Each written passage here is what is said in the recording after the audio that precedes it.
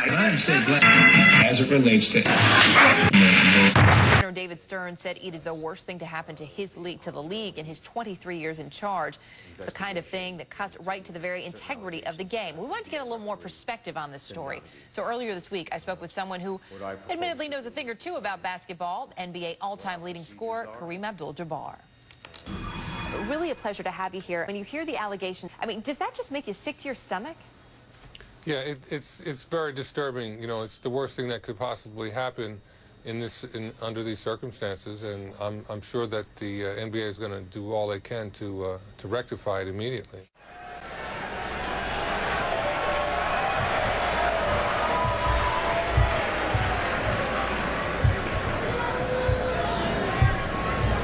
With the first pick in the 2007 NBA Draft, the Portland Trail Blazers select Kevin Durant from the University of Texas.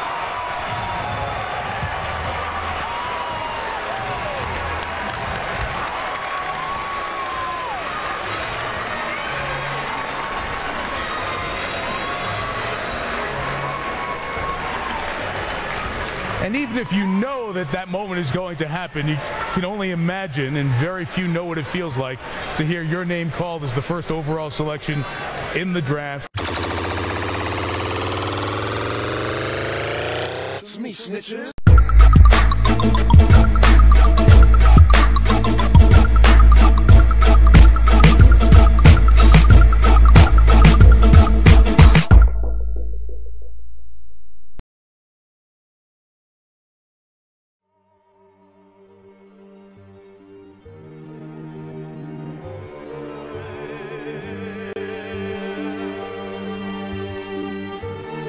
I want you to remember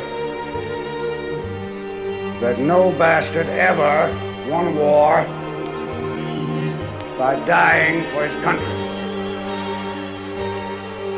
He won it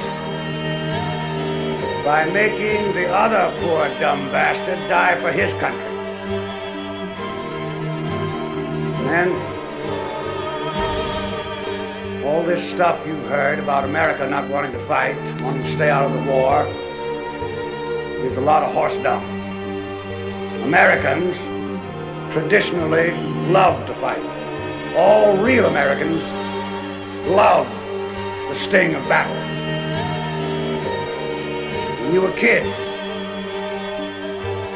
you all admired the champion marble shooter, the fastest runner, big league ball player, toughest boxer. Americans love a winner and will not tolerate a loser. Americans play to win all the time. Hell for a man who lost and laughed.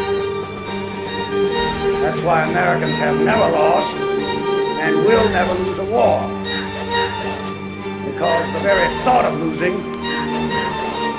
is hateful to Americans.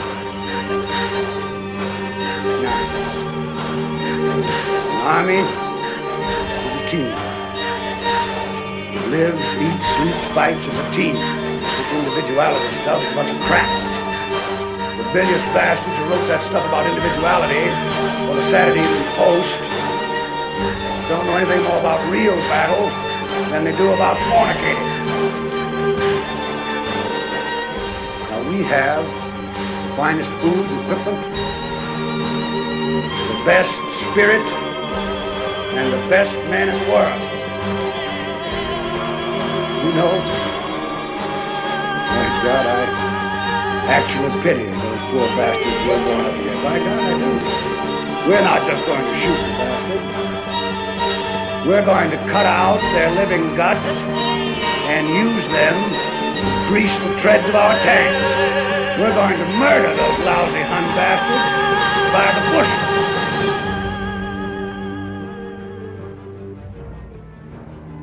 I don't want to get any messages saying that we are holding our position. We're not holding anything. Let the Hun do that.